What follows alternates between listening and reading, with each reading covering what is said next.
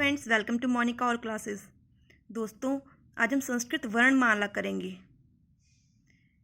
तो आइए शुरू करते हैं। पहले हम जानते हैं कि वर्णमाला को संस्कृत में क्या कहते हैं। संस्कृत वर्णमाला को अल कहते हैं हिंदी में। विभिन्न प्रकार की ध्वनियों को वर्ण कहते हैं।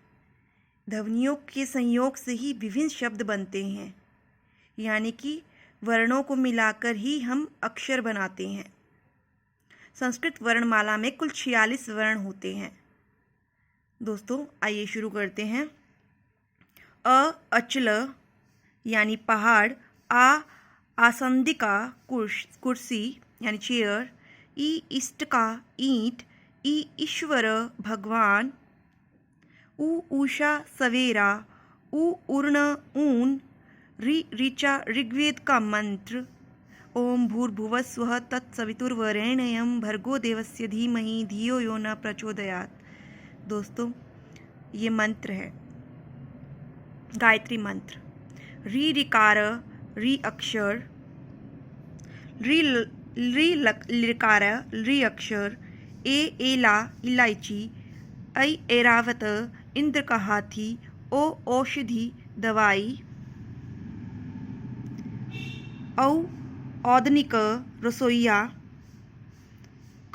कंदुकम गेंद, खजूरम खजूर, गज हाथी, घटिका घड़ी, ड़कार अड़वर्ण, चित्रक चीता, छत्रम छत्री छाता, जंबीर नींबू, झश मछली, णकार अणवर्ण, टिडिम्ब टिड्डा, ठखार ठठेरा, डय उड़ान, ढालम ढाल, णकार अणवर्ण, टंडूल चावल, थकार थवर्ण, देश राष्ट्र स्थान, धनम धन मीन्स पैसा, न नापित नाई, पथ रास्ता, फलकम पट्टा, भद्रम बेर,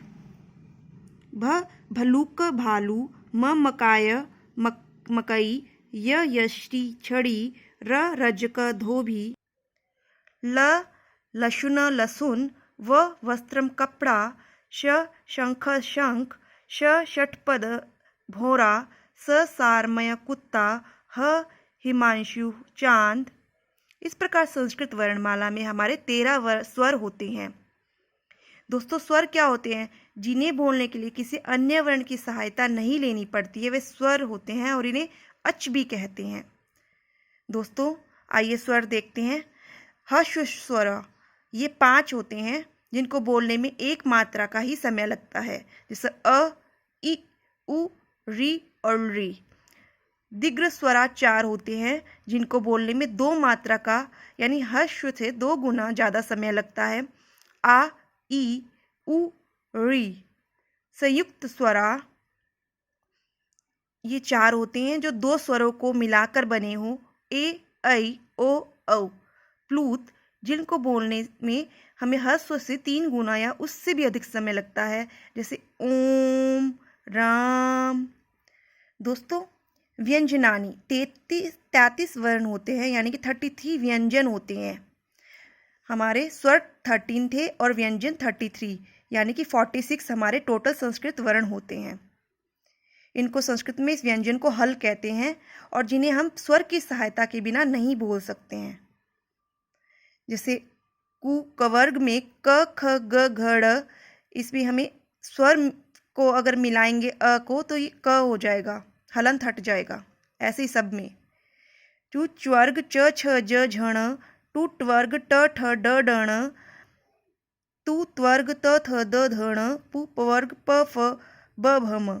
दोस्तों, ये थे स्वर स्पर्श व्यंजनानी यानी स्पर्श व्यंजन, जो कि 25 है, यानी 25। यर लव अंतस्थ व्यंजनानी ये 4 होती हैं। श उष्म व्यंजनानी ये भी हमारे 4 होते हैं। दोस्तों, जो ऊपर बिंदु लगा होता है किसी भी अक्षर के, वो अनुस्वार होते हैं, और विसर्ग जो आपको पता ही है संस्कृत में विसर्ग होते हैं।